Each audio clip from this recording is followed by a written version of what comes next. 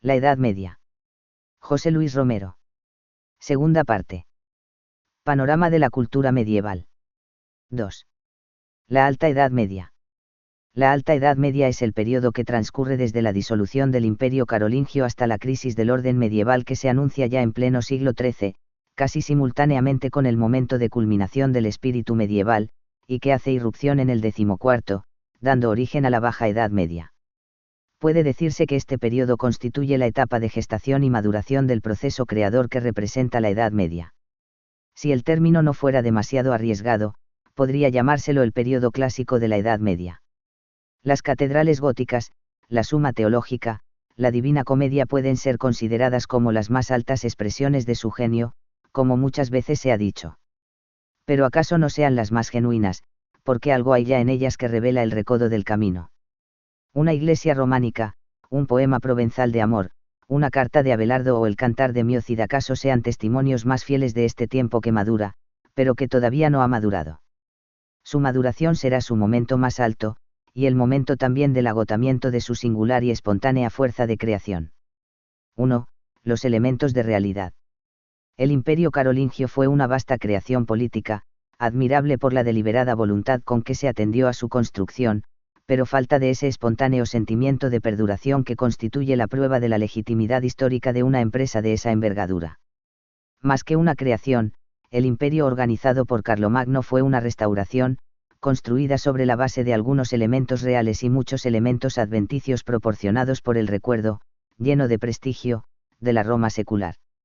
Cuando el creador desapareció con él la formidable influencia personal que ejercía, y que hacía decir al poeta de la canción de Rolando, si se pregunta por él, no es necesario señalarlo, la obra que había realizado con tanto esfuerzo y tan sostenida voluntad empezó enseguida a desmoronarse y poco después no quedaba de ella sino una sombra cada vez más esfumada. Y, sin embargo, el imperio había sido una aspiración vehemente y había provocado un justo orgullo en sus artífices y una sensación de seguridad en los súbditos. Pareció una necesidad impostergable, cuando se advirtió el peligro de la amenaza musulmana y, en efecto, respondió a ella eficazmente fijando una frontera segura. Pero, precisamente, la desaparición del poder de agresión de los musulmanes restó al imperio una de sus razones de existir. Protegidos por la marca de España y defendidos por la constante militancia de los asturleoneses, los señores del imperio consideraron que nada justificaba la disminución de autoridad que implicaba la del emperador, empezando por los propios hijos de Luis el Piadoso, que dieron los más rudos golpes a la unidad imperial. Por lo demás, el imperio carolingio tropezaba con serios inconvenientes para su perduración. Las condiciones de la realidad se oponían a la subsistencia de una vasta unidad administrativa, sobre todo considerablemente, y el proceso no hizo sino acentuarse con el tiempo. La construcción y la conservación de los caminos, la regularidad y seguridad de los transportes marítimos, el ajuste de los órganos administrativos, la unidad de acción de los diversos cuerpos militares, la elástica compensación de los regímenes económicos de las diversas regiones, todo ello había dejado de tener la precisión que poseyera durante los primeros tiempos del Imperio Romano, y esa creciente desorganización era incompatible con un régimen centralizado que debía ejercer su acción sobre un vastísimo territorio. Las invasiones no hicieron sino acentuar ese proceso, profundizando la inconexión entre las distintas áreas, restringiendo su desarrollo comercial, asentándose sobre una economía eminentemente rural y, sobre todo, dejando perder los últimos vestigios de la capacidad técnica que antaño caracterizara a los romanos. En el curso de 2 o 3 generaciones, los restos de un precioso saber, referido al ejercicio de la administración y fomento de la vida económica y conservado por la tradición, se fueron perdiendo por la falta de ejercicio. Y a este panorama debió agregarse poco después la interrupción de las comunicaciones marítimas por el Mediterráneo, debida al predominio de las naves musulmanas, así como también un distanciamiento creciente entre los estados romano-germánicos y el Imperio bizantino, en el que la continuidad de la cultura antigua hubiera podido proporcionar algunos de los elementos de que carecían las nuevas minorías dominadoras en el occidente.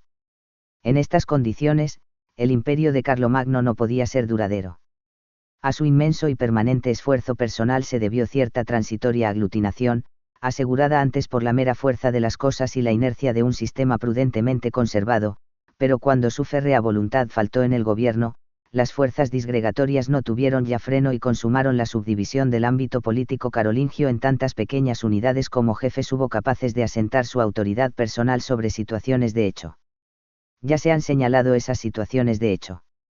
Las segundas invasiones no se produjeron en un momento dado, como las invasiones germánicas del siglo V, ni por obra de un pueblo unido y compacto obrando sobre un vasto frente, como la invasión musulmana de los siglos VII y VIII.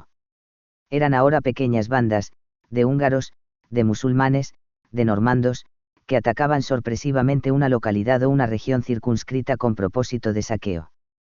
Nada se podía prever, porque era toda la periferia del imperio carolingio la que estaba amenazada día por día, y porque los focos de dispersión de los invasores eran numerosos y lejanos. La respuesta a la agresión fue ahora tan rigurosamente ajustada a la realidad como lo fuera en la época de Carlomagno. Si a un enemigo compacto y operando sobre un frente correspondía la unificación, a una multiplicidad de enemigos que se presentaban sobre innumerables frentes correspondía la dispersión. Así sucumbió el imperio y surgieron los señoríos, vagamente organizados dentro de un sistema de reinos, cada uno de los cuales constituía más una virtualidad que una fuerza efectiva. Lo que siguió al proceso de disgregación que se opera en el curso del siglo IX fue una lucha universal por el predominio en las diversas regiones. Poderes de facto, los de los señores no reconocían con frecuencia otro límite jurisdiccional que el que les asignaban sus propias fuerzas, y cada uno de los magnates procuraba acrecentar el suyo con el esfuerzo de su brazo. Por una parte, interesábale extender su autoridad política, pero acaso más le interesaba apoderarse de la tierra en cuanto usufructuario de ella, mezclándose durante mucho tiempo en su jurisdicción los rasgos del derecho público y los del derecho privado. Prácticamente era cada señor rival nato de su vecino, y nada podía considerarse estable dentro de un orden en el que todo dependía de la eficacia militar de los señores. De tal modo, a la antigua unidad política siguió una infinita parcelación del poder, y el antiguo anhelo ecuménico se proyectó hacia el plano ideal, en el que la cristiandad constituía la única unidad concebible, representada, sí, por el papado, que vería crecer su fuerza por esa misma causa. En el transcurso del período que siguió a las segundas invasiones, el régimen señorial se afianzó y consolidó. Las áreas políticas tendieron a cerrarse económicamente más y más, y la producción, reducida al mínimo, quedó confiada a los colonos y los siervos, entre los cuales la división del trabajo tenía caracteres muy rudimentarios. Solo en las ciudades comenzó poco a poco a desarrollarse otro tipo de actividad económica, controlada y usufructuada también por los señores en cuya jurisdicción estaba la ciudad. Pero de allí habrían de salir con el tiempo las fuerzas que carcomieran la posición de los señoríos. Entretanto, la única potestad que se levantaba sobre cada señor era aquel otro señor de quien era vasallo y, finalmente el rey, cuya autoridad solo se ejercía a través de la escala jerárquica, y cuyo poder efectivo no era muy grande fuera de su propio señorío. Solo a partir del siglo XII comienza la monarquía a notarse algunos triunfos, muy ligeros por cierto y que no la autorizaban a sacar de ellos ventajas muy notables. Más importantes serán los que obtenga en el siguiente, cuando la estructura de los reinos dejara de ser esencialmente feudal. 2. Los caracteres generales de la cultura durante la Alta Edad Media. Los albores de la Alta Edad Media vieron el retroceso de los ideales cristianos, tras el avance y casi el triunfo que para ellos significó la ordenación del imperio carolingio. La Iglesia había logrado entonces superponer la defensa de la cristiandad a los intereses políticos inmediatos, y había conseguido con ello acrecentar su influencia y enaltecer los valores que defendía. Como los musulmanes, ante cuya ofensiva tendían a unirse los cristianos, también estos comenzaron a sentir que el heroísmo no valía tanto por sí mismo como por los objetivos en cuya defensa se ponía de manifiesto. Y esos objetivos eran, precisamente, el triunfo de una fe cuya esencia no residía en la vida activa, sino en la vida contemplativa, lo cual entrañaba una contradicción lo suficientemente profunda como para que se necesitara un largo plazo para superarla y establecer sólidamente las bases de una conciliación. Ese plazo no fue, empero, suficientemente largo.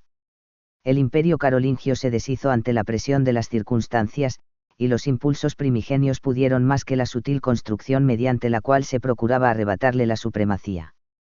Y cuando comenzaron a producirse los distintos fenómenos que concurrieron a la instauración del orden feudal, el sentimiento heroico de la vida volvió a florecer en las aristocracias al calor de las exigencias cotidianas que, en efecto, hacían del heroísmo la más importante de las virtudes. Apenas quedaba reposo en la lucha constante contra el enemigo, y el caballero que ejercitaba constantemente su brazo en la defensa de su señorío y en la defensa de toda la colectividad que se había acogido a su protección recibía la unánime aprobación de quienes no esperaban de él sino su defensa eficaz. Muy pronto su figura y el recuerdo de sus hazañas habrían de adquirir caracteres de leyenda, difundidos a través de los cantares que empezaban a repetirse con excelente acogida entre auditorios diversos. Así se perfilaron, esquematizando y simbolizando sus virtudes, las figuras de Carlomagno, de Rolando, de Ruy Díaz, de Fernán González, de Raúl de Cambrai, de Guillermo de Tolosa, de Sigfrido o de Ogier el danés.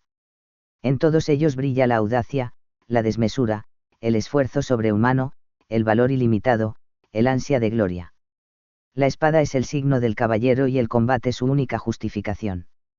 Ningún lugar queda en su corazón para la contemplación de Dios, a quien honra exteriormente, pero desobedece en el fondo o lo desconoce, en cuanto vive una existencia alejada de sus enseñanzas. Este renacimiento del espíritu heroico caracteriza toda la Alta Edad Media, que bien podría llamarse la época feudal por excelencia. Son numerosos los signos del renacimiento germánico que aparecen en ella, y entre todos el sentimiento de la hazaña individual ocupa un lugar preferente. Y la indiscutible preeminencia de las minorías guerreras, justificada por la situación real, proporciona a la vida de los comienzos de esa época un tono fuertemente pagano. Ya se verá cómo, poco a poco, reconquistó el cristianismo su ascendiente por un proceso semejante al que se había producido a fines de la temprana Edad Media.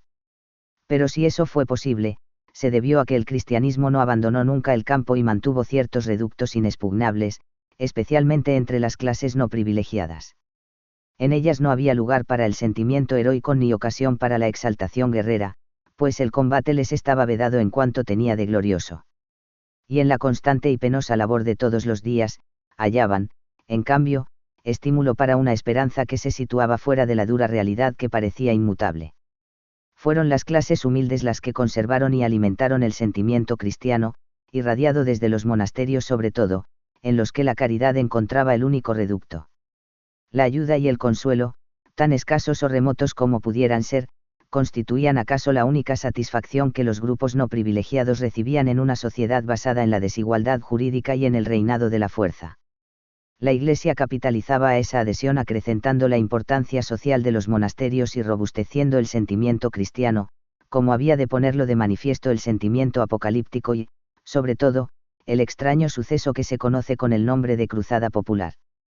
Es bien conocida la frenética exaltación que se apoderó de las masas populares a fines del siglo XI con motivo de la predicación del Papa Urbano II convocando a la guerra contra los infieles. La convocatoria, naturalmente, estaba dirigida a la nobleza, la única fuerza con que podía contarse para obtener un resultado satisfactorio en la ardua empresa de luchar contra un ejército de excelente calidad como el de los Seldiúcidas, pero en tanto que la nobleza reaccionaba lentamente y procuraba solucionar, antes de partir, los múltiples problemas que ataban a los diversos señores, las masas populares comenzaron a marchar en enloquecida peregrinación hacia la muerte. La calidad de las armas y los bagajes, la despreocupación por cuanto fuera preparación militar y dirección estratégica, el tono de sus conductores, Pedro el Ermitaño y Gualterio sin haber, y múltiples detalles de la aventura revelan la presencia de una extraña exaltación, de un vehemente deseo de morir por la fe, de un esperanzado apremio por llegar a un mundo de bienaventuranza que parecía ya al alcance de la mano. Este sentimiento era la primera irrupción de una ola de fervor preparada lentamente por la Iglesia, favorecida por la nueva agresión de los musulmanes, y destinada a prender finalmente en el ánimo de la aristocracia. Lo que nacía, efectivamente, era el espíritu de cruzada, acaso uno de los rasgos más significativos de la Alta Edad Media. Si al principio habíase producido un renacimiento germánico, la Iglesia no tardó mucho en volver a canalizar la concepción heroica de la vida para tratar de someterla nuevamente a sus dictados, para lo cual fue una circunstancia favorable la reanudación de la Guerra Santa impulsada por los Seldiúcidas. Por lo demás, la época era ya un poco más estable. Los musulmanes de España habían perdido fuerza tras la disolución del Califato de Córdoba, los húngaros y eslavos habían sido contenidos, los normandos se habían arraigado en Inglaterra y en las dos Sicilias, y los reinos feudales tendían a robustecer lentamente su organización. Si la épica heroica comienza a difundirse en el siglo XII es, precisamente, porque algo había en sus contenidos que empezaba a quedar atrás. Superábase la situación de los varones aislados contra un enemigo extraño, y así como la monarquía comenzaba a realizar ingentes esfuerzos por ordenar su régimen, la Iglesia veía llegado el momento de avanzar. El espíritu de cruzada se forjó en las postrimerías del siglo XI, pero campeó como un elemento director de la conducta durante el XII y el XIII.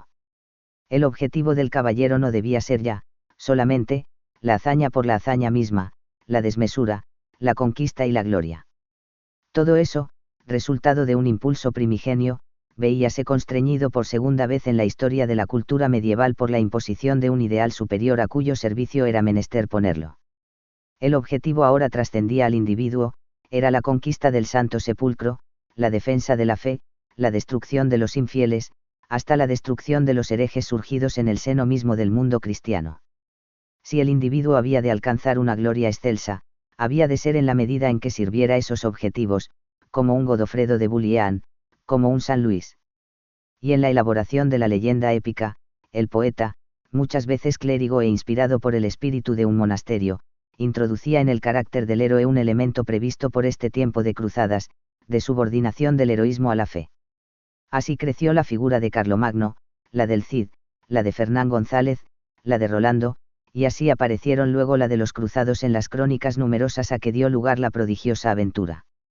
Porque sería inexacto omitir en la descripción de esta transformación del espíritu de las aristocracias de la Alta Edad Media la significación que tuvo el encanto de la aventura.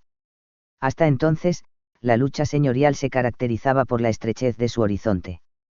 El enemigo era el extranjero desconocido que llegaba y volvía a partir sin dejar huella de su paso, o el vecino con quien la reyerta empezaba a tener el monótono carácter de una querella familiar. Nadie sabía que comenzaba más allá del bosque o la colina, más allá del mar casi desconocido. La ignorancia había poblado la lejanía de misterios, y la imaginación se prestaba a recibir las más absurdas noticias acerca de lo que constituía el mundo remoto. Cuando empezaron a llegar las noticias de las aventuras del rey Artús y de sus pares a tierra de Francia, cuando el África y el Asia musulmanas comenzaron a abrir sus secretos, cuando el lejano mundo nórdico empezó a revelarse a través de los reinos normandos, aquellos señores acostumbrados a luchar con sus vecinos descubrieron la posibilidad de un vasto y más apropiado escenario para su grandeza. Tras mucho tiempo de rigurosa incomunicación, los señores del occidente de Europa empezaron a soñar con ejercitar su brazo en ambientes llenos de misterioso encanto y seguramente pletóricos de riquezas y aventuras. Fue lo mismo que, poco después, impulsó a misioneros y mercaderes, lo mismo que poco antes movía ya a los clérigos goliardos y a los estudiantes apasionados por el saber a errar de ciudad en ciudad buscando en cada una la inesperada novedad, el signo de un mundo insospechado, la idea desconocida, la joya nunca vista, el ritmo desusado y hasta la faz casi inconcebible para ellos del sarraceno. Todo el trasmundo misterioso, la realidad incognoscible, parecía poder ofrecer su signo escondido en un recodo, más allá de la colina, donde nada se oponía a que se escondiera el trasgo o la hechicera, el monstruo o el palacio encantado. Cada caballero era un Lancelot en potencia, un Bohemundo, un Tancredo, un Ricardo Corazón de León. Pero no solo el espíritu de cruzada y de aventura modificó la concepción heroica de la vida. También el espíritu cortesano comenzó a aparecer como resultado de una pertinaz prédica en favor de un endulzamiento de las costumbres, que caía sobre terreno propicio en algunos lugares donde ya había llegado la delicada influencia de las cortes musulmanas. Poco a poco, las ásperas fortalezas comenzaron a acoger una sociedad menos obsesionada por la guerra y los señores sintieron el halago de una vida menos feroz que aquella que vivían. Sin duda, además de la influencia musulmana, fue la de la Iglesia la que contribuyó a enaltecer la significación de la mujer, con cuyo predominio aparecieron costumbres y formas de vida muy diversas de las que antes prevalecieran. Leonor de Aquitania, la protectora de Bernard de Ventadorn, María de Champagne, la inspiradora de Chrétien de Troyes, y tantas otras damas nobles proporcionaban el ejemplo de cómo organizar una forma de convivencia más delicada que la de los varones mitad guerreros y mitad salteadores. Ellas representaban el espíritu, la gracia, y sobre todo el primado del amor, amor terreno sublimado en el que se reflejaba el amor divino. A su alrededor el héroe se transformaba en caballero cortesano y sus virtudes dejaban de ser solamente las del puro valor viril para combinarse con las del espíritu. Elegancia, gracia, finura eran prendas que brillaban tanto en el caballero como su habilidad o su fuerza en el combate o en el torneo. Artús o Lancelot comenzaban ahora a ser los modelos predilectos de los caballeros, como en otro tiempo el fiero Rolando. Tal era la curva que describía la sociedad aristocrática, reflejada en el desarrollo de la épica y de la lírica. Entretanto, comenzaba a desgajarse de la férrea estructura económico-social del feudalismo una clase social nueva, la burguesía, que crecería muy pronto y aceleraría el próspero desarrollo de las ciudades, generalmente con el apoyo de los reyes. Para ella el trabajo y la riqueza eran los valores supremos, alimentados por cierto realismo de poco vuelo que bien pronto pondría de reflejo el naciente teatro profano. Pero el trabajo se orientaba también hacia la actividad intelectual, y de su seno había de salir buena parte de la clase de los letrados, eclesiásticos y laicos, que brillaron durante los dos grandes siglos de la cultura de la Alta Edad Media, el XII y el XIII. Ellos dieron brillo a las universidades, crearon el vasto monumento de la escolástica y trabajaron por la reordenación de las formas de convivencia apoyando a una monarquía que debía regirse según las sabias prescripciones del derecho romano, desenterrado por ellos y difundido en las escuelas. Era el de la burguesía un sentimiento popular, que acaso no tenía muchos puntos de contacto con el de las clases que quedaban aún enclavadas dentro del régimen señorial, pero que coincidía con él en la aversión a la prepotencia de los nobles. Ese sentimiento popular había de diferenciarse más tarde, pero presentaba por entonces el típico carácter de una evasión. Mientras los más humildes y desamparados se refugiaban en la esperanza de otra vida mejor, la burguesía empeñaba una lucha por el predominio en el terreno de las realidades, sin temor a los fracasos y con cierta oscura conciencia de su fuerza. El dinero fue su arma de combate, y fue también uno de sus mejores instrumentos de expresión. Gracias a él surgieron las catedrales y los ayuntamientos, la vasta red comercial, las ciudades populosas, fuerzas todas destinadas a quebrar el orden feudal. Cristiano en el fondo, ese sentimiento popular se alejó, sin embargo, de la realidad que se le ofrecía como dada e imbatible y buscó la emancipación con su propio esfuerzo, seguro de lograrla. 3. La imagen del universo. El saber. El triunfo del sentimiento cristiano fue decisivo, pues, en la Alta Edad Media, pero, en tanto que en las clases aristocráticas perduraban otras influencias que habían reverdecido durante la época de las segundas invasiones, en las clases no privilegiadas mantenía aquel un ininterrumpido vigor desde la temprana Edad Media. En ellas, pues, floreció en los siglos XI, XII y XIII, y gracias a ellas se obtuvieron los sazonados frutos que hacen de esa época el momento más brillante y coherente de la cultura medieval. El rasgo más característico es la presencia del trasmundo saturando toda la concepción de la vida, toda la interpretación de la realidad, todo el problema de la conducta. Era, por una parte, el trasmundo de después de la muerte, y por otra, cierto mundo de misterio que asomaba a cada instante por los rincones de la realidad inmediata, imprimiéndole un vago aire de misterio y sorpresa. El mundo de después de la muerte, con su infierno, su purgatorio y su cielo, había sido imaginado muchas veces antes de que Dante le proporcionara, en las postrimerías de la Edad Media, los rigurosos perfiles con que aparece en la comedia. La visión de San Pablo y el viaje de San Brandán en el siglo XI, la visión de Tundalo, el purgatorio de San Patricio y la visión de Alberico en el XII, así como el viaje al paraíso de Baudoin de Condé y el sueño del infierno de Raoul de Houdenc, nos muestran cuánto se pensaba en el misterio del vago mundo que esperaba al hombre para morada eterna. Era seguramente el tema que más interés despertaba en el auditorio de los predicadores, y alrededor de él gira la obra de Joaquín de Fiore, el ferviente y semi-herético monje calabrés fundador del grupo de los espirituales, una de cuyas obras fundamentales desarrolla el comentario del Apocalipsis. Poco antes, los inquietantes signos del fin del mundo habían sido esculpidos con honda dramaticidad en los capiteles del claustro del monasterio de Silos y seguían siendo tema predilecto de otros imagineros. Y Jacopone da Todi y Jacopo da Baragine exaltaban con sus visiones del más allá a aquellos a quienes embargaba por entonces la misteriosa tradición del Santo Grial, difundida en numerosas versiones por distintos países. Pero al mismo tiempo el trasmundo se manifestaba a los ojos por medio de los elementos fantásticos que creía descubrirse entreverados con la realidad. Leyendas musulmanas y sobre todo bretonas comenzaban a difundirse por el occidente europeo, en las que se hablaba de cosas antes inauditas. No solo se sospechaba un mundo semimágico construido sobre la vaga reminiscencia de Bagdad, de Samarcanda y de El Cairo, lleno de posibilidades insospechadas, como el que reflejaba Juan Bodel en el juego de San Nicolás y difundían los cantares y las crónicas de las cruzadas, sino también un mundo absolutamente fantástico, poblado por monstruos y en el que lo inimaginable se tornaba verosímil, como el que revelaban las leyendas bretonas del rey Artús y de sus pares. El milagro familiarizaba al espíritu con lo irreal, y nada podía sorprender en el encuentro con el monstruo, en las voces del bosque, en el arcano de los mares. Una intensa curiosidad despertaba el anhelo de la aventura, y algo de eso se combinaba con la fe para mover al peregrino y al cruzado a abandonar sus lares en busca de tierras lejanas. Por lo demás, el misterio podía esconderse en cualquier rincón del contorno familiar, en el castillo presumiblemente encantado o en el hada visitante. Porque el misterio último del mundo escondido tras la muerte llevaba al ánimo la certidumbre de que solo apariencia de realidad era lo que veían los ojos. Quien creyera lo que contaba Giovanni Pian del Carpine, o lo que relataba Marco Polo en Il Milione. Y sin embargo, cosas más misteriosas podían revelar la voz del ruiseñor o suscitar el filtro encantado. En otro plano, el trasmundo constituía una realidad que era necesario definir con precisión, y la teología consideraba que era esa su misión primordial.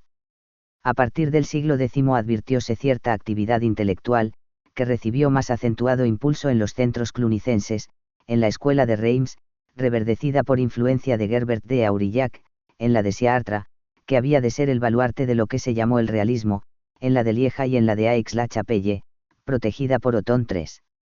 Poco después comenzaron a sistematizarse los estudios en las universidades, en las que, al lado de la teología, se estudiaban la filosofía, el derecho, la medicina y las 7 artes liberales. Así surgieron la de Parma en 1100, la de París en 1120, la de Oxford y la de Montpellier en 1130, la de Cambridge en 1209, la de Padua en 1222, la de Nápoles en 1224, la de Salamanca en 1230, y otras poco a poco en numerosas ciudades.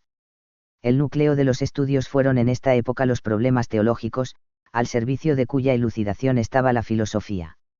A partir del siglo XI se centraron las preocupaciones en el llamado problema de los universales, esto es, de los conceptos, frente al cual se adoptaron dos posiciones antagónicas. Mientras la escuela de Chartres, de orientación fuertemente agustiniana, defendía la posición realista, los conceptos son cosas, en cuya defensa brillaron San Anselmo y Guillermo de Champeux. Por su parte Rostellino de Compiègne sostuvo la tesis nominalista, los conceptos son voces. Tan simple como pueda parecer este antagonismo, sus implicaciones conducían al corazón de los problemas fundamentales de la doctrina, pues la posición de Compiègne, llevada a sus últimas consecuencias, comprometía la comprensión de los misterios de la fe. Así, del campo de la mera especulación, el antagonismo trascendió a la lucha práctica. Los franciscanos fueron ardientes defensores del realismo, los dominicos tomaron partido por el nominalismo, en cuyo desarrollo influyó notablemente el conocimiento de Aristóteles, que empezaba a circular gracias a las traducciones realizadas por árabes y judíos. Pero muy pronto surgieron también las tesis conciliatorias, como las de Abelardo, Gilberto de la Poire, Pedro Lombardo, y sobre todo las que, ligeramente inclinadas hacia el nominalismo, ordenó Santo Tomás dentro de un sistema monumental. De este modo quedó fundada la escolástica, un método de discusión de los problemas basado en el principio de la fundamentación y la refutación de las opiniones, no en el descubrimiento de nuevas verdades, con el que se procuró llevar hasta sus últimas consecuencias el conjunto de nociones dogmáticas sostenidas por la fe. Pues Anselmo de Canterbury había afirmado en la aurora del renacimiento filosófico del siglo XI el principio radical del pensamiento cristiano, credo ut intelligam, esto es, creo para luego entender lo que creo por el camino de la razón. El florecimiento de la escolástica corresponde al siglo XIII, en el que desarrollaron su pensamiento dos filósofos de orientación agustiniana, y de la orden franciscana, Alejandro de Ales y San Buenaventura, y dos filósofos de orientación aristotélica, y de la orden dominica, Alberto Magno y Santo Tomás de Aquino. El predominio de una concepción sistemática condujo a estos últimos a la construcción de vastas enciclopedias del saber teológico, las sumas, que constituyeron, en cierto modo, los documentos de ciertas posiciones irreductibles. Una tendencia semejante a la ordenación enciclopédica del saber se advirtió en el campo del conocimiento profano. De esta misma época son los espejos de Vicente de Bouvey, el tesoro de Brunetto latino, el setenario de Alfonso el Sabio, el poema enciclopédico de Cecco de Ascoli y hasta el tezar del trovador provenzal Peire de Corbiac. Porque, paralelamente al vasto desarrollo del saber teológico habíase manifestado un desarrollo no menos intenso del saber profano, gracias sobre todo a la vasta labor de los traductores como Adelardo de Bath, Estefano de Pisa, Miguel Scott, Germán Alemán, Domingo Gundisalvo y Gerardo de Cremona que, en colaboración con árabes y judíos, habían trabajado tenazmente en la versión de Platón, Aristóteles y Euclides, las obras árabes de medicina y las de Avicena especialmente, los tratados de matemáticas, óptica, alquimia y ciencias naturales, así como obras sueltas de diversos temas, especialmente literarios y filosóficos. Gracias a este movimiento, cuyos centros fueron no solo algunas ciudades del Oriente, sino también otras de España y del sur de Italia, diversas disciplinas se renovaron hasta sus raíces, y se hizo posible la aparición de figuras ilustres en diversas especialidades, como Pedro Peregrino, Pedro Hispano, Arnaldo de Vilanova y Raimundo Lulio. Un fuerte movimiento científico y orientado hacia la ciencia experimental apareció en el siglo XIII en Inglaterra, en el seno de los franciscanos, en el que brillaron Adam de Maarchis, Roberto Grosseteste y, sobre todo, Roger Bacon. Si esta corriente modificó el panorama del saber profano, no dejó de tener influencia en el saber teológico, sobre todo debido al conocimiento de Averroes, cuyas doctrinas hicieron numerosos adeptos, entre los cuales se destacó Sige de Brabante, y ejercieron poderosa influencia sobre pensadores radicalmente ortodoxos. Pero en el averroísmo, como en la difusión del conocimiento científico, se escondía una tendencia a señalar un doble camino para el conocimiento de la verdad, uno orientado por la revelación y otro orientado por la naturaleza. Sí, precisamente, el fin de la cultura de la Alta Edad Media está señalado por cierta percepción de la crisis del orden tradicional, se debe en gran parte a los progresos que esta idea hizo en muchos espíritus, rompiendo el sistema de certidumbre sobre el que vivió la Alta Edad Media. Por lo demás, correspondía a esta crisis una exaltación del sentimiento religioso que tendía a apartar a muchos de las vías cada vez más racionales que la teología adaptaba. En el campo de las creencias populares, aparecieron numerosas herejías cuyo signo era el retorno a la verdad simple y pura del Evangelio, con prescindencia de todo el vasto aparato de saber intelectual que la escolástica había construido, y con prescindencia también del vasto aparato de poder que la Iglesia significaba y que había adquirido una desmesurada importancia a lo largo del duelo sostenido por el papado y el imperio. Los patarinos, los partidarios de Pedro de Bruys, de Enrique de Lausana, de Pedro de Baldo y, sobre todo, los cátaros o albigenses, arrastraron tras sí considerable número de fieles que desdeñaban la organización eclesiástica y se consideraban capaces de aproximarse a Dios con el solo esfuerzo de su fe y su conducta evangélica. La Iglesia combatió estas sectas con energía. Si en algunos casos, como originariamente con los franciscanos, logró atraerlas y encarrilarlas, en otros no vaciló en destruirlas con un rigor a veces brutal, como el que puso de manifiesto en la represión de los albigenses. Pero esta energía era, al mismo tiempo, un signo de debilidad. La Iglesia acusaba el impacto de los heréticos en su propio seno, como había acusado el de los ateos epicúreos que florecieron en Italia, como Farinata, Cavalcanti y Federico II, para no señalar sino aquellos que Dante recuerda, y el de los teóricos que comprometían la estabilidad del dogma, como Roscelino, Abelardo, Arnaldo de Brescia, Gilberto de la Poire, Amaury de Benet y Sige de Brabante.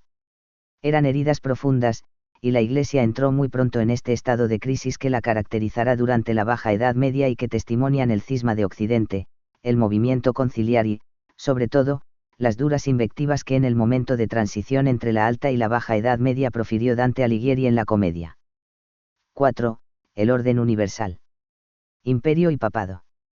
También señala Dante, en la Comedia y en De Monarchia, la crisis en que se halla en su tiempo el orden imperial, responsabilizando al papado de haber obstaculizado el cumplimiento de su misión.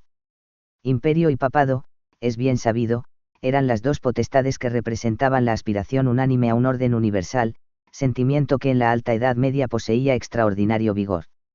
Acaso por las mismas razones que en los siglos anteriores, pero también por la experiencia recogida dentro del orden feudal, se acariciaba la esperanza de que por sobre la inestable multitud de señoríos se elevara una autoridad eficaz capaz de introducir un principio regulador en la convivencia recíproca. El ejercicio de una alta justicia, insobornable e incontaminada por los apetitos y ambiciones, parecía la misión propia del emperador, cuyos remotos modelos eran las figuras de Constantino o de Carlomagno. Pero como en la práctica la instauración de un poder imperial unánimemente reconocido parecía ilusoria, y más aún desde que la corona se depositó en manos germánicas, la aspiración a un orden universal regido por una autoridad ajena a las alternativas de la lucha política se orientó hacia el papado. En principio, el papado aceptaba esa responsabilidad y aspiraba expresamente a una función reguladora que el imperio también recababa para sí. Pero si en el siglo IX el imperio se hundía y se mostraba impotente para realizar su misión, el papado no se hallaba en mejores condiciones, falto de apoyo secular para imponer sus decisiones. La ventaja del papado fue su perduración cuando el imperio desaparecía del escenario.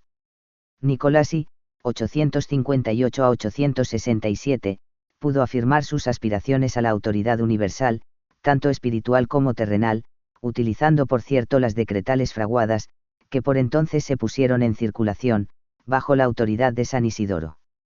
Lo mismo hicieron sus sucesores, y gracias a ello la ilusión de que el pontificado llegaría a ser el poder regulador de la cristiandad se afirmó en los fieles.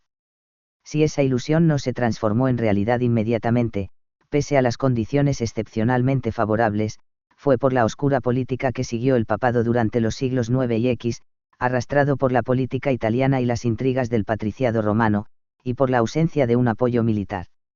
La creación del Santo Imperio en el siglo X, fuera del reconocimiento que implicaba de la potestad del pontífice para otorgar la corona imperial, pareció que podría proporcionarle el brazo armado que la Iglesia necesitaba. Pero acaso aún así no se hubiera realizado su designio de no haberse producido, en el siglo X, el movimiento de depuración que encabezó la Orden de Clany y que devolvió al papado la autoridad moral que había perdido. En efecto, bajo la dirección de los monjes de esa orden se restauró la disciplina eclesiástica y poco después se delineó una política destinada a la conquista de la autoridad universal para el papado, a cuyo servicio debía estar la autoridad del emperador. La organización del sistema de elección secreta para los pontífices, resuelta por el Papa Nicolás II bajo la influencia del monje Hildebrando en 1059, sustrajo definitivamente al pontificado de la influencia germánica y preparó el camino para la política que el propio Hildebrando seguiría como pontífice cuando llegó al papado en 1073 con el nombre de Gregorio VII. Comenzó entonces la lucha entre el pontificado y el imperio con la llamada querella de las investiduras, a través de la cual quedaron en evidencia las dos posiciones antagónicas. En efecto, el papado, sostenido por juristas y teólogos, como Manegold de Lautenbach, sostuvo no solo su jurisdicción para designar obispos, que era el asunto concreto de la querella, sino también su autoridad suprema sobre la tierra, emergente de la indiscutible superioridad de la autoridad espiritual sobre la temporal. Si el Concordato de Worms, 1122, admitió la jurisdicción religiosa del papado, en modo alguno concedió el imperio su aprobación a la tesis política que sostenía el papado, pese a lo cual la Iglesia continuó defendiéndola con extraordinaria tenacidad y con el apoyo de ilustres figuras como San Bernardo de Clairvaux, Juan de Salisbury, Graciano, jurista de la Universidad de Bolonia y autor del decreto en el que se sistematizaban las fuentes legales en que la Iglesia fundaba sus aspiraciones, y tantos otros. Pocos años después de la época en que escribían los dos primeros, el conflicto volvió a adquirir cierta violencia debido a la política italiana del emperador Federico Barbarroja, decidido a someter a su autoridad a las ciudades lombardas. Para entonces, la potestad imperial había relevado su debilidad interior, y el papado, en cambio, había ascendido considerablemente, de modo que sus aspiraciones territoriales habíanse acentuado. El papado entró activamente en la lucha política estimulando en todas partes a los enemigos de Federico, los guelfos, que de ese modo se convirtieron muy pronto en un partido organizado en defensa de la autoridad papal contra el imperio, sobre todo en Italia. Allí pudo el Papa Alejandro III, 1159 a 1181, organizar la resistencia de las ciudades lombardas, cuyas fuerzas vencieron a Federico en Legnano, 1176, y lo obligaron a abandonar sus pretensiones de fomentar un cisma y discutir la autoridad pontifical. Y en la entrevista de Venecia, al año siguiente, Federico se prosternó ante Alejandro III y recibió el beso de la paz. El triunfo del papado se consolidó, definitivamente, en apariencia, durante el pontificado de Inocencio III, 1198 a 1216, pero fue puesto a prueba muy pronto por la altiva política del emperador Federico II y por la creciente independencia de los capetos.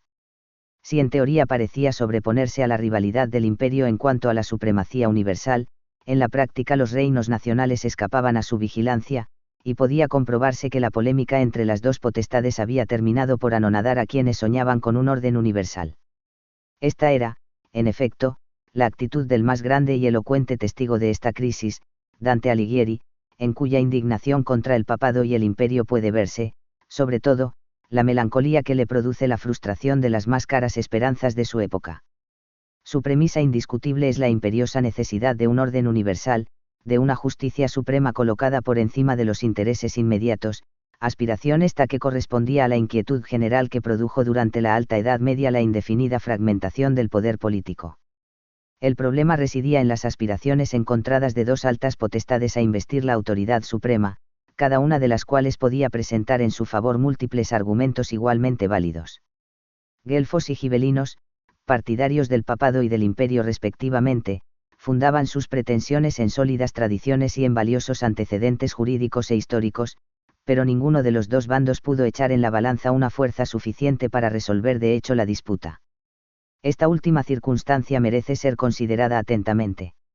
En rigor, la aspiración a un orden universal, alimentada por el recuerdo del Imperio Romano, se superpuso durante toda la Edad Media por encima de una situación real incompatible con ella. La división del territorio del Imperio de Occidente en reinos locales y su ulterior fragmentación en señoríos no fue superada sino ocasionalmente por Carlomagno y apenas alcanzó a ser disimulada por los emperadores alemanes. El imperio no fue en ningún momento, durante la Edad Media, ni una realidad, ni siquiera una virtualidad verosímil.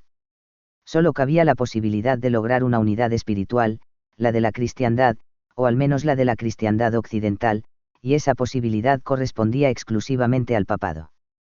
Ahora bien, aferrado a las perspectivas que abría la supuesta donación de Constantino y la efectiva entrega de territorios realizada por los carolingios, el papado fue alimentando cada vez más decididamente la aspiración a transformar su autoridad espiritual en una autoridad terrenal. De allí la enérgica condenación de Constantino por Dante, cuya supuesta donación considera el germen de todos los males de su tiempo. El papado, en efecto, triunfó en la instauración de cierto orden universal mediante la organización de la jerarquía eclesiástica, de las órdenes monásticas, de las universidades, de las grandes empresas internacionales que fueron las cruzadas. Allí donde los intereses espirituales predominaban, la Iglesia no halló obstáculo para afirmar su autoridad universal, pero cada vez que pretendió trascender ese plano y disputar con la potestad política la jurisdicción terrenal, sus intentos terminaron en una derrota, aunque transitoriamente pudiera recoger algún provecho. Estaba en la naturaleza propia del espíritu medieval la concepción de un orden universal realizado en un plano abstracto, porque la realidad trascendente se le ofrecía de manera viva y profunda y no se oponía a la realidad inmediata, sino que, por el contrario, la suponía de manera entrañable. Todos los movimientos místicos que desde el siglo XI aparecen en la escena histórica, y que la Iglesia combatió con dureza, constituían premoniciones del inevitable final a que la política de predominio terrenal debía conducir al papado. Pero la ausencia de fuertes unidades políticas pareció justificar las aspiraciones de un Gregorio VII, de un Inocencio III, de un Bonifacio VIII más tarde, sin que advirtieran que esas unidades políticas se iban constituyendo poco a poco según nuevos esquemas impuestos por la realidad, no por la tradición política. El papado, en efecto, no vio sucumbir sus aspiraciones al poder terrenal por obra del imperio, cuyos partidarios eran tan impotentes como la Iglesia misma para lograr sus designios. Fueron los reinos nacionales los que poco a poco empezaron a prescindir de él, absorbidos como estaban por la ruda tarea de constituirse contra toda suerte de obstáculos, las fuerzas disgregatorias del feudalismo o las fuerzas hostiles de los vecinos. Para esa tarea cotidiana de unificación en vista de un designio irrenunciable, las voces del papado sonaban cada vez más anacrónicas. Así en Castilla, en Aragón, en Portugal, en Francia, en Hungría, hasta en las dos Sicilias. El problema del imperio fue, pues, problema local referido a Italia, una Italia impotente, y que por extensión tocaba a Alemania. Solo allí el problema del orden universal correspondía en alguna medida a la realidad, y aun entonces no en lo que tenía de supuestos doctrinarios, sino en cuanto afectaba a la realidad inmediata, no era la jurisdicción del Papa o del Emperador la que estaba en juego, sino la de los gibelinos y los guelfos, que poco a poco, por lo demás, se apartaban de sus puntos de vista originarios para dejarse arrastrar por los complejos intereses de las situaciones reales. La aspiración a un orden universal residía durante la Alta Edad Media en el plano de lo espiritual. No fue el imperio quien dejó de satisfacerla, puesto que no le correspondía, sino el papado, en cuya esencia estaba cumplir esa misión. Dante lo advirtió profundamente, y por eso condenó a los inspiradores de los errores de la Iglesia a los más duros castigos de ultratumba. 5. los ideales y las formas de convivencia. El orden monárquico. Es evidente que el imperio, como forma de convivencia, solo era imaginable como un ideal remoto, inalcanzable, que adquiría vivacidad únicamente al calor de las angustias de la vida cotidiana. Las formas reales de convivencia eran otras y se ofrecían como posibilidades inmediatas para el hombre que miraba hacia su contorno. Quienes querían huir del mundo, tenían a su alcance los monasterios, en los que podían renunciar a todas las vanidades y entregarse a la vida contemplativa. Era una tentación vigorosa para quienes sentían profundamente el llamado evangélico y para quienes sufrían más allá de sus fuerzas los embates de una vida dura. Así se robusteció el sentimiento contemplativo, en contra, por cierto, del activismo y el intelectualismo que predominó en el gran movimiento clunicense, tan importante. Desde el siglo X. San Nilo representó, en las postrimerías del siglo XI, el símbolo del eremita solitario, ansioso de soledad y penitencia, para quien el ascetismo constituía la única forma de vida digna del cristiano. Era la actitud de Pedro Damián, que reprochaba a los clunicienses su adhesión a las preocupaciones terrenas, y fue la de San Romualdo, que a principios del siglo XI reunió a los eremitas de Camaldoni para fundar una nueva orden rigurosa y ascética. Poco después Juan Gualberto fundó cerca de Florencia el monasterio de Vallombreuse, y surgían en Francia los de Grandmont y Fontebrault, todos igualmente severos. Esa tendencia ascética culmina con la fundación de la Gran Cartuja por San Bruno, en 1084 y, sobre todo, con la Orden de Cister, fundada por Roberto de Molesme en 1098. De allí en adelante, el movimiento cisterciense representará una de las direcciones típicas del espíritu monástico, que San Bernardo de Clairvaux encarnaría de manera eminente, y cuya característica principal era el fervor contemplativo, el desdén por los goces del mundo y aun por las inquietudes intelectuales, que tanto estimulaban los clunicienses, puesto así en el polo opuesto de los cistercienses. Cada una de estas órdenes se organizó de acuerdo con una regla particular, todas las cuales provenían, sin embargo, del modelo ideado por San Benito de Nursia. Solo diferían entre sí en la medida en que combinaban la acción y la contemplación, el estudio y la plegaria. Así perfilaron sus características las diversas órdenes, dentro de las cuales algunos monasterios adquirieron particular relieve y fueron centros importantísimos de la vida de la época. Por esa causa, los anales que los monasterios redactaban, y que en principio estaban destinados a fijar los principales acontecimientos de la vida de la comunidad, son también testimonios preciosos para otros muchos aspectos de la vida del señorío, del reino o del imperio donde el monasterio estaba enclavado. Piénsese en la importancia de los anales de Hildesheim, de Quedlinburg, de Sangal, de Bertan, de Dunstable, de Waverley, de Beck, de Ripoll, de Sahagún, de Cardeña y tantos otros, en los que abrevaron luego los cronistas e historiadores. Pero el retiro del mundo no fue, con todo, sino una forma excepcional de vida en el mundo occidental. Con todas sus amarguras, aun para las clases no privilegiadas seguía teniendo encanto la existencia, sobre todo si se lograba escapar a la estrecha sujeción del orden feudal instalándose en alguna de las muchas ciudades que empezaron a florecer desde el siglo XII. La ciudad empezó a ofrecer posibilidades insospechadas para el artesano o para el que buscaba el ejercicio del comercio. Allí, pese a los prejuicios que pesaban en otros ámbitos, el problema del origen tenía escasa importancia, y muy pronto empezó a imponerse el principio de que cada cual es hijo de sus obras. Con el esfuerzo personal se lograba alcanzar cierta posición económica, y según esa medida se medía la posición de cada uno. Era una posibilidad de ascenso social al alcance de la mano, que aunque reconocía como límite la presión de las clases privilegiadas, satisfacía a quienes tenían todavía fresco en la memoria el recuerdo de la sujeción con que se vivía en los medios rurales. Había allí hasta la posibilidad de escapar a la dominación señorial, si el rey otorgaba a la ciudad las cartas o fueros comunales. Muy pronto esa esperanza se fue convirtiendo en realidad desde el siglo XII, y aunque la burguesía debió pagar crecidas cantidades por la menguada libertad que se le otorgaba, el cambio era siempre sumamente favorable si se compara la situación y las posibilidades que ahora se le ofrecían con las que antes había tenido en el seno de los señoríos rurales. La vida urbana significó no solo un acentuado y eficaz ejercicio de la actividad manufacturera y comercial, sino también la posibilidad de un desarrollo intenso de la actividad intelectual.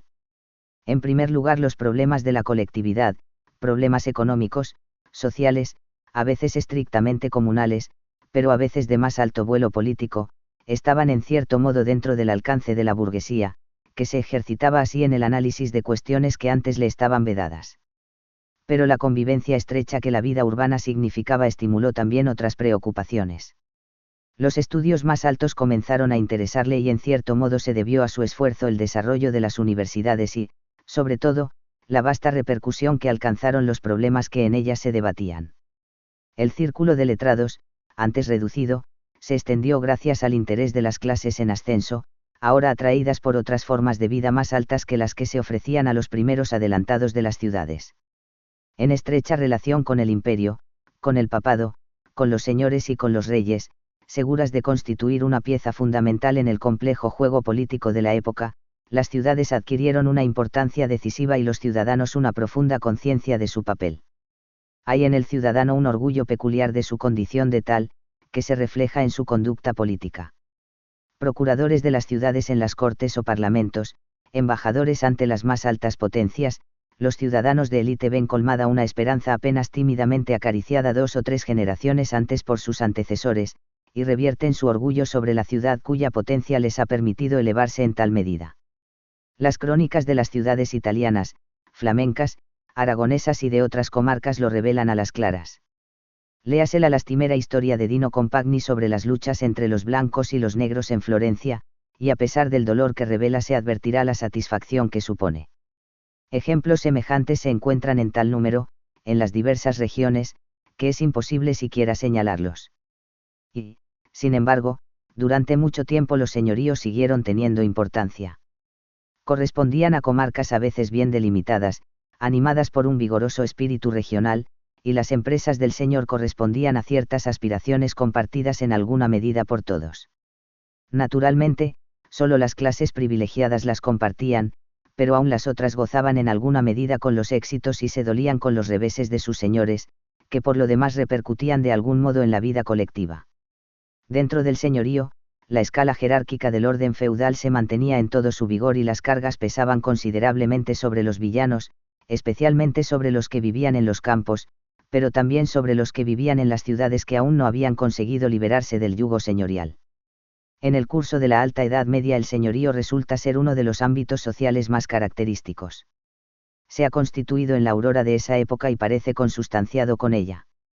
Y, sin embargo, desde un principio la organización señorial ha reconocido una capitis diminutio, una limitación que le ha impedido negar la existencia eminente de los reinos, que, constreñidos dentro de la organización feudal, han luchado permanentemente por superar esa constricción y llegar a ser lo que serían, efectivamente, en los últimos tiempos de la Alta Edad Media y en el periodo subsiguiente. Si advertimos el desarrollo ulterior de los reinos, podemos medir la significación del esfuerzo que, desde el siglo XII especialmente, hace la corona para organizar su jurisdicción, someter a los señores y afirmar el reino como unidad política básica. Lo que había hecho Guillermo el Conquistador en Inglaterra era lo que querían hacer Felipe Augusto en Francia, Federico II en Sicilia o Alfonso X en Castilla. Si el señorío y el imperio son las formas de convivencia que parecen dadas con la Alta Edad Media, el reino y la comuna son sus propias creaciones de la madurez, las que imagina, concibe y crea, aquellas en las que deposita, poco a poco, sus más preciosos ideales. La comuna libre apenas podía imaginarse como unidad suficiente, y es notorio el afán de agrupar los esfuerzos para hacer frente a otras unidades políticas de más alto potencial, mediante ligas, confederaciones y hermandades. La tradición de los reinos, en cambio, sobre tener el apoyo de remotos antecedentes que empalmaban con las provincias romanas, implicaba cierta intuición de las unidades naturales. Admitíase, naturalmente, la parcelación y la remodelación que habían introducido las circunstancias históricas, la separación de la Italia del sur y Sicilia del resto de la península, la separación de Castilla, Portugal, Aragón y Navarra, pero en cada una de esas unidades latía, como habría de verse más tarde, la certidumbre de que formaban parte de una unidad natural, acaso la antigua provincia romana, y en todo caso una unidad que se legitimaba en una medida que no lograban los señoríos regionales. El proceso de Castilla absorbiendo a León y Galicia, de Cataluña absorbiendo a Aragón, de Francia absorbiendo la Occitania, de Italia aspirando a su integración bajo la autoridad imperial, prueban la radical inestabilidad del régimen señorial y el pujante aunque paulatino ascenso de la concepción monárquica. El reino se superpone indiscutiblemente sobre los señoríos y solo es cuestión de hecho que, efectivamente, ejerza su autoridad sobre ellos. También aquí la historia constituye el mejor testimonio de esta aspiración. A las crónicas señoriales, a la épica heroica que exaltaba las hazañas de los señores, comienza a suceder la crónica real, en la que se narran los principales acontecimientos de la historia del reino referidos a la persona del monarca y con visible intención de disminuir la significación de los grandes magnates. Otras fuerzas aparecían a veces allí, la Iglesia, la burguesía, respecto a las cuales no es imprescindible que la crónica manifieste su sujeción frente a la corona. Pero sí parece imprescindible respecto a la nobleza, y el cronista, el buen cronista cortesano o el monje del monasterio elegido para cumplir esa misión, denotará la magnanimidad del rey frente a ellos disco los magnates, la legitimidad de sus aspiraciones al ejercicio del poder y la ilegitimidad de los señores cada vez que defienden sus antiguos privilegios o intenta acrecerlos. Un nuevo espíritu surge poco a poco. Cuando la corona quiere fundamentar jurídicamente sus aspiraciones, comienza a apartarse del derecho consuetudinario y recurre a las normas del derecho romano. A su alcance están los juristas de las nacientes universidades, todos ellos de origen burgués, que exhuman los viejos textos justinianos para proporcionarle armas al monarca para reordenar el Estado según un principio centralista. La recepción del derecho romano en el siglo XII es un fenómeno estrechamente unido al surgimiento de la burguesía y al creciente ascenso del poder real. Y si el monarca necesita ayuda efectiva, también la burguesía está allí para proporcionársela, funcionarios, como los judíos que sirven a los reyes castellanos, soldados, exentos de prejuicios nobiliarios, y sobre todo dinero, que la corona solicita a las cortes y parlamentos y que los burgueses entregaban, siempre procurando comprar a ese precio una protección que consideraban indispensable. Las cortes y parlamentos son los testimonios de esta nueva política. Los señores exigen su convocatoria y procuran defender en ella sus derechos, pero al socaire de esa organización, la burguesía y la corona van reforzando el pacto que conducirá a esta última al triunfo. Cuando desemboquemos en la Baja Edad Media, advertiremos que la burguesía ha creído por un momento, el curioso momento que corresponde al siglo XIV, que ella también podía recoger los frutos de su lenta y segura política. Pero el tiempo no había llegado todavía. El curso de la Alta Edad Media ha asegurado, sí, el ascenso de la monarquía, que en adelante no tendrá sino que defender sus posiciones accidentalmente comprometidas. 6. La idea del hombre. Las formas de realización del individuo. Dentro de esos diversos ámbitos, la Alta Edad Media ha concebido variadas formas de realización del destino individual, si algunas de ellas, acaso las más significativas históricamente, arrancan de una concepción del hombre enraizada en la imagen de lo trascendente, otras muestran la perduración de otros ideales y su progresivo fortalecimiento. En efecto, como duradera y tenaz expresión del sentimiento cristiano, se advierte a lo largo de la Alta Edad Media la presencia de un ideal de vida vigorosamente enraizado en la imagen del trasmundo. Nada de lo del mundo real puede compararse en significación con la esperanza de la eternidad, y quien juzga sabiamente no puede sino acogerse a la contemplación. Era lo que habían hecho los santos y los mártires, los eremitas y los monjes. Para recordarlo constantemente, estaban allí no solo los lugares santos donde se guardaban sus reliquias y a los que se concurría en peregrinación, sino el sostenido ejemplo de las hagiografías, repetido intensamente. A las numerosas vidas de santos que provenían de la temprana Edad Media se agregaron otras muchas, anónimas algunas de ellas y otras de autores conocidos, como las de Santo Domingo y Santa Oria que escribió Gonzalo de Berceo o las que componían la leyenda dorada de Jacopo da Baragine. Y con el ejemplo del santo, se proponía al hombre de carne y hueso un ideal de renunciación que solo se justificaba por la grandeza de una esperanza ultraterrena. Pero esta línea, que con altos y bajos se continúa a lo largo de toda la Edad Media, perdió importancia en el ámbito señorial de los primeros siglos de la Alta Edad Media. Por influencia de las circunstancias habían despertado los impulsos terrenos, y la élite guerrera estaba muy lejos de querer postergar la misión que le esperaba en este mundo para limitarse a guardar los bienes eternos del otro. El caballero quería conquistar el honor y la gloria en el duro ejercicio de la guerra, y con ellos ganar también riquezas y poder. Solo la hazaña parecía digna del caballero, la hazaña heroica, desmedida, inusitada, que hiciera decir a aquellos a quienes llegaba el rumor de sus hechos que nadie había sido capaz de hacer lo que él hacía. Porque la gloria necesitaba de la fama, precisamente porque se satisfacía con ella, dentro del ámbito de los vivos.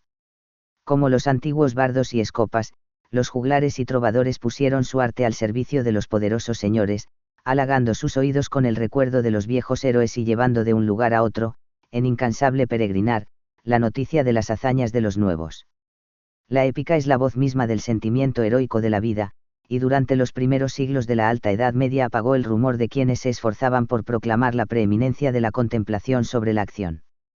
En los Edas nórdicos, en la canción de los Nibelungos y en el Gudruna y en el Beowulfo, los elementos legendarios y casi míticos proveían a la épica de un carácter singular. En Francia y en España, en cambio, la épica tenía raíces históricas más vigorosas, y el recuerdo parecía más cercano. Alrededor de la figura de Carlomagno, venerable y heroica a un tiempo, sus pares y varones se ordenaban formando un conjunto imponente por el valor, la audacia, la desmesura y la eficacia guerrera. Rolando, Oliveros, Ougir el danés, el arzobispo Turpin y tantos otros combatían como seres sobrehumanos frente a enemigos inmensamente más poderosos y a los cuales derrotaban finalmente mediante hazañas inconcebibles. Pero en esta vasta creación épica, cuya obra fundamental es la canción de Rolando, perdura todavía el triunfo obtenido por la Iglesia en las postrimerías de la temprana Edad Media. Ha surgido al calor de la lucha entre los cristianos y los infieles, y el emperador y sus caballeros, tan heroicos y esforzados como puedan ser, no se presentan en el fondo sino como paladines de una causa que trasciende su propia personalidad. A veces se advierte la irrupción de un sentimiento de la vida casi incompatible con el que inspira la doctrina que defienden, pero la idea de una hazaña condicionada por la necesidad de defender la cristiandad y el imperio no es la que predomina en los duros siglos con que se inicia la Alta Edad Media. El reflejo más fiel lo proporciona la épica señorial, la que relata las aventuras de los caballeros que luchan por la lucha misma, por su propio poderío, en defensa de su propio honor o sus propias ambiciones. Entonces la épica adquiere un tono singular. Nada hay en la hazaña que exceda la significación de la hazaña misma, sino es la honra que el caballero ha de ganar y de la que se harán eco los villanos, los juglares, los peregrinos y los monjes de los monasterios que han recibido sus mercedes o esperan su protección. En los castillos de los caballeros y en las plazas de los mercados, el juglar exaltará la grandeza del héroe que ha combatido contra Siete, que ha vengado su honor, que ha arrebatado a su vecino las tierras ricas que ambicionaba, que ha defendido al rey por magnanimidad, acaso para probar su propia grandeza, una grandeza intrínseca y que depende solo de su brazo, sin que el pobre rey pueda hacer nada por aumentarla o disminuirla. Todo el ciclo de Guillermo tiene en Francia este significado. El emperador tiene, en el coronamiento de Luis, una gesta del siglo XI, un lamentable aspecto al lado de la grandeza de Guillermo, el caballero que lo sostiene. Ni Ranou de Maantouban, ni Garin Leloerain, ni Raúl de Cambrai tienen otra preocupación que mostrar el valor de su brazo, la insuperable grandeza de su esfuerzo, la intangibilidad de su honor. Es, por otra parte, lo que caracteriza a Rodrigo Díaz de Vivar, fiel vasallo, pero insolente y seguro de su superioridad como caballero.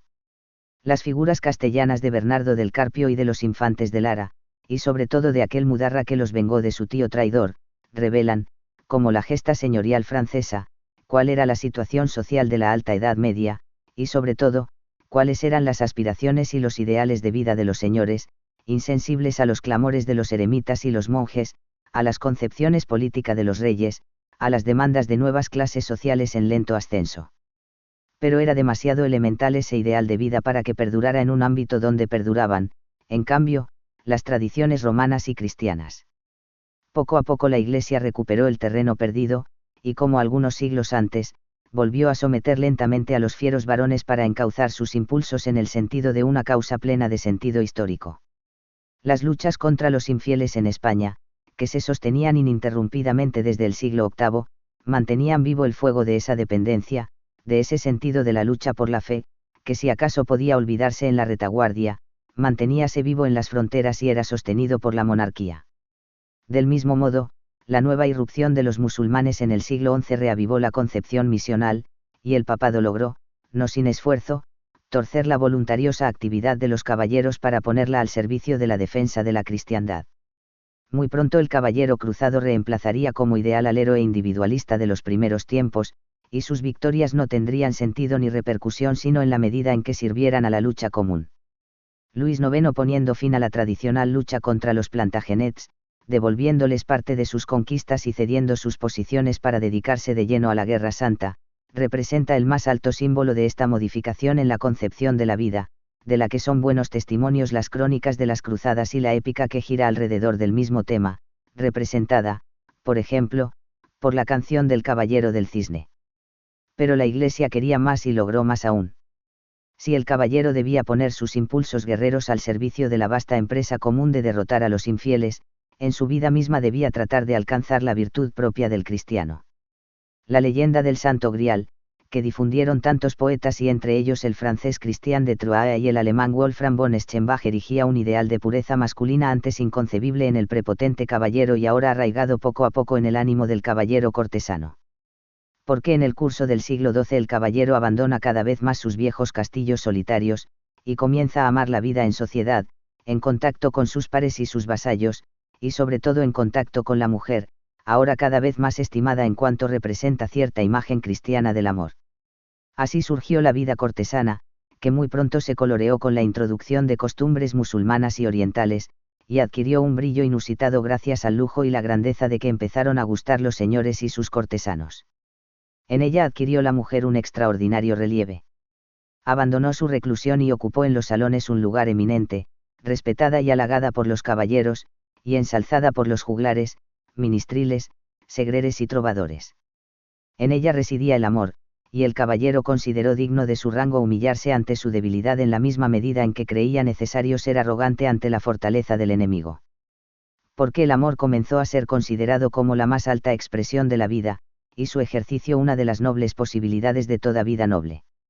El amor dio origen a una vasta creación lírica, en cuyo oscuro origen se esconden sin duda buenas influencias bretonas islámicas. No en balde alcanzó su mayor vigor en Provenza y Aragón, tan próximos al mundo musulmán, y no en balde arde en el fondo de toda su creación el imborrable recuerdo de Tristán e Iseo, de Lancelot y Ginebra, del misterioso Arturo y de todo el vago y melancólico encanto de la poesía de Bretaña. Allí brillaron Guillermo de Poitiers, Marcabrún, Bernard de Ventadorn, Giraud de Borneil, Bertrand de Born y tantos otros que recorrían las pequeñas cortes señoriales de Provenza, Aragón y Castilla, que llegaban a veces hasta Francia, Italia y Alemania, y que alegraban la corte de Inglaterra con el elogio del buen rey Enrique o del heroico Ricardo. Y entre tanto los segreres gallegos y portugueses desarrollaban los mismos temas en su dulce lengua llena de resonancias célticas, y alcanzaban, como Pero da Ponte o Bernardo de Bonaval, la más cálida acogida de reyes y caballeros castellanos. La lírica alcanzó también extraordinario brillo en las cortes alemanas y francesas, donde solían llegar los juglares occitánicos, y donde María de Champagne los acogía en su palacio. A su lado estaban también los poetas que escribían no en provenzal sino en la lengua de Oil, los poetas franceses como Christian de Troyes o Connon de Bazun, en cuyos versos adquirían nuevos matices los temas bretones y provenzales. Y cuando el papado aniquiló el vasto movimiento espiritual de Provenza en la cruzada contra los albigenses, la corte siciliana, y especialmente Federico II, acogió a los poetas expatriados y los dejó cantar allí su execración contra Roma. A su influjo se despertó en Italia un vigoroso sentimiento lírico, y el tema del amor revivió en los poetas del dolce stil nuovo, Guido Cavalcanti, Lapo Saltarelli, el Dante de la Vita Nuova, excelso y delicado. Era el pleno triunfo de una nueva concepción de la vida, incompatible con la fiereza de los varones, y alimentada por una vaga idea de la perfección y la virtud, que reconocía múltiples raíces, pero que el cristianismo canalizaba hacia la imposición de su doctrina y de sus formas predilectas de existencia. Algunas de esas raíces eran inequívocamente paganas, y el viejo Ovidio contaba tanto en esta irrupción del sentimiento lírico como los más delicados poetas islámicos y provenzales. El viejo Ovidio y toda la tradición pagana no habían desaparecido nunca del todo del ámbito medieval, e irrumpían cada cierto tiempo con sus terrestres ilusiones. El amor, el goce y la alegría, todo lo que alentaba en Plauto o en Petronio, estaba más vivo de lo que parecía y despuntaba de vez en cuando. En los ambientes villanos, en las ciudades que vivían al calor de una nueva riqueza lograda con desaforado esfuerzo, en las tabernas y los mercados, el clérigo Goliardo cantaba en latín un amor menos puro que el de Bernard de Ventadorn o Guido Cavalcanti. Era el amor de las cantaderas y soldaderas, de las mujeres livianas que se emborrachaban a su lado, de las damas gentiles que querían gozar de su cuerpo antes que se tornara. Como el predicador solía repetirles, polvo y ceniza. El primat, el archipoeta y los múltiples autores de los Carmina Burana alegraban a sus contertulios, estudiantes, juglares, mercaderes y peregrinos, a cuyo alrededor se reunía, seguramente, toda la heteróclita población de las ciudades, inquieta y despreocupada, a cuyos oídos llegaban las voces de los predicadores sin que, sin embargo, pudieran desterrar del todo un renovado terrenalismo. Para esa población de las ciudades, ahora despertada a los múltiples y variados intereses de la cultura, surgió una vasta literatura didáctica en la que la fábula, el ejemplo, el relato, constituían las piezas centrales. Renard, el personaje del poema francés, es el testimonio vivo de una naciente curiosidad por los problemas de la conducta, a los que se procurará satisfacer sin extremos, y sin olvidar las duras necesidades de la vida. Ese afán de saber, que explica las enciclopedias y las sumas, alienta también en las obras monumentales que inspiró el afán de enseñar. El Roman de Renard, los Fabliaux y Moralidades, hasta la comedia de Dante, participan de este afán por adoctrinar que parece sobreponerse a toda finalidad estrictamente artística. También predominaba la preocupación por la enseñanza en quienes diseñaban los capiteles historiados de los claustros e iglesias románticas y góticas, los pórticos, los vitrales y las pinturas. Desde el siglo XI elaborábase en Europa occidental un estilo arquitectónico de singular personalidad, el románico, en el que podían advertirse, por sobre los elementos básicos de tradición romana, algunas típicas influencias orientales manifestadas en la aparición de la planta circular u octogonal en el sistema de techumbre con bóvedas, y en la decoración, en la que, poco a poco, se aclimatarán numerosos elementos exóticos. La Colegiata de San Isidoro de León, San Pedro de Ávila, la Catedral de Santiago de Compostela y el claustro del Monasterio de Silos son, seguramente, los más hermosos monumentos románicos de España, junto a los cuales deben citarse San Hilario y Nuestra Señora de Poitiers, y San Sernín de Tolosa en Francia. Contemporáneamente, el estilo bizantino ejercía en Italia una influencia marcadísima, de la que es testimonio la Catedral de San Marcos de Venecia, en tanto que en Alemania se construían iglesias tan magníficas como la Catedral de Bamberg. En todas ellas la decoración, especialmente escultórica, adquirió una significación extraordinaria. Una compleja simbología les prestaba un misterio encantador, que incitaba a la constante consideración del trasmundo a través de las alusiones al juicio final y a las leyendas sagradas. Así nacieron las decoraciones del claustro de Silos, de San Trofín de Als, de Santiago de Compostela, de la Catedral de Bamberg. Un aniquilamiento de las formas y una exaltación de lo espiritual parecen ser los caracteres más acentuados que procuraba lograr el imaginero románico, entre los cuales destácase el nombre del maestro Mateo, a quien se debe el pórtico de la Gloria de Compostela. Desde el siglo XII se opera en la arquitectura una transformación, que se cumple preferentemente en las provincias occidentales de Francia y en particular en la isla de Francia, gracias a la cual se alcanza el sistema de formas que caracterizan el estilo ojival o gótico. A la estructura apaisada característica del románico sucederá una estructura en la que predomine la dimensión vertical, acentuada por las altas torres que ahora quedan incorporadas al cuerpo del edificio.